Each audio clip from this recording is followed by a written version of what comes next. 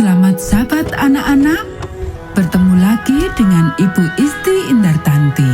Pelajaran sekolah Sabat kita berjudul Teman Tengah Malam di Galilea. Ayat penting pelajaran ini, Amsal pasal 17 ayat 17. Seorang sahabat menaruh kasih setiap waktu dan menjadi seorang saudara dalam kesukaran. Poin penting pelajaran ini, karena Tuhan mengasihi kita setiap saat, kita selalu memancarkan kasih-Nya kepada orang lain. Pernahkah seorang teman membangunkan engkau ketika engkau sedang tidur nyenyak? Atau pernahkah seorang teman mengganggumu ketika engkau sedang mengerjakan pekerjaan yang sangat penting? Bagaimanakah reaksimu? Yesus menceritakan sebuah cerita yang hampir sama. Bayangkan cerita itu terjadi seperti di bawah ini. Tok, tok, tok. Sak berguling di atas tikarnya sambil mencoba menutup telinganya untuk menghindar dari suara ribut di luar. Tok, tok, tok. Mulai lagi, pikir Sak. Sudah tengah malam. Siapa itu yang mengetuk pintu? Tok, tok, tok. Oke. Sak mendengar suara ayahnya menyahut. Sebentar. Sak dapat melihat cahaya lampu yang sedang dibawa ayahnya sementara dia melangkah menuju pintu, melompati tikar-tikar di mana anggota keluarganya yang lain sedang tidur. Siapa itu? Tanya ayah sambil berjalan terhuyung-huyung. Ini aku, Johanen. Ayah membuka pintu. Johanen, ada apa? Tanyanya dengan suara risau. Aku kedatangan tamu-tamu ke rumahku, karena istriku, Rabia, sakit. Dia tidak bisa belanja ke pasar. Aku tidak punya waktu untuk belanja, kata Johanen. Bisakah aku meminjam 3 ketul roti?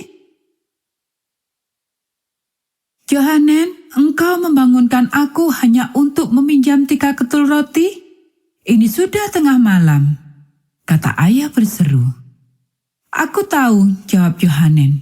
Tetapi tamu-tamuku itu sudah datang dari jauh.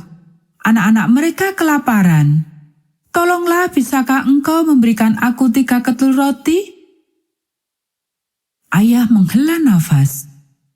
Aku akan membangunkan seluruh anggota keluargaku untuk mencoba mencarinya.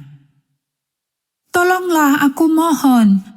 Aku tidak tahu mau kemana lagi, kata Johanen dengan suara memelas. Oke, kata ayah akhirnya. Coba kulihat apa yang dapat kutemukan.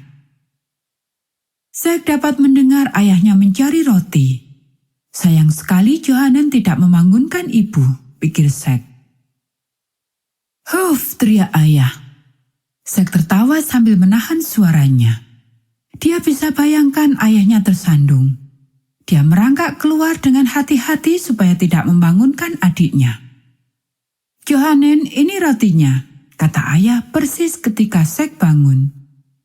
Sekarang biarkan orang yang mengantuk ini kembali ke tempat tidurnya. Terima kasih sobatku, kata Johanen sambil mengambil roti itu.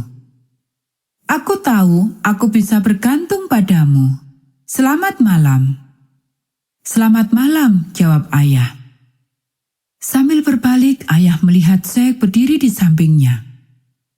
Jadi Johanen berhasil membangunkan seluruh anggota keluarga kita, gumam ayah.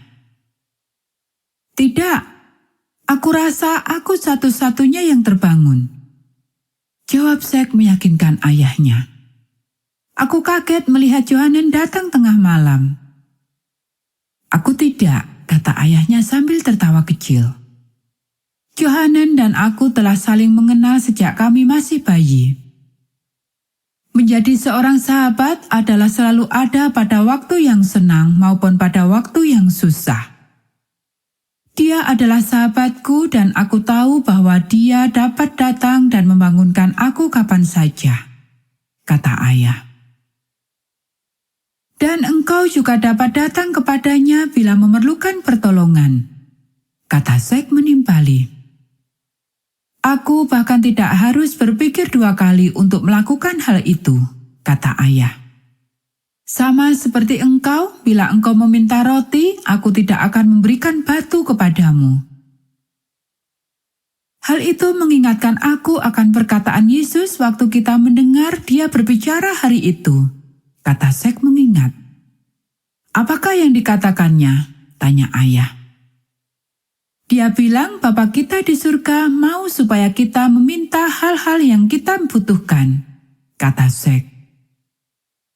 Apakah itu artinya dia akan memberikan apa saja yang aku inginkan? Apakah engkau akan memberikan apa saja yang temanmu inginkan? Jawab ayah. Tidak, aku harus memutuskan apakah mereka benar-benar membutuhkannya atau tidak, kata Zack. Begitu juga dengan Bapa kita, jawab ayah. Ada perbedaan besar antara kebutuhan dengan keinginan. Jika dia memberikan semuanya yang kita inginkan, belum tentu itu yang terbaik buat kita. Menjadi seorang sahabat sejati membutuhkan pekerjaan yang sukar, bukan? Tanya Zack. Betul sekali, jawab ayah. Tetapi kalau engkau adalah seorang sahabat sejati, engkau akan selalu mau memancarkan kasih Tuhan kepadanya. Pelayanan ini dipersembahkan oleh keluarga Pendeta Kurnaidi. Semoga menjadi berkat untuk kita semua.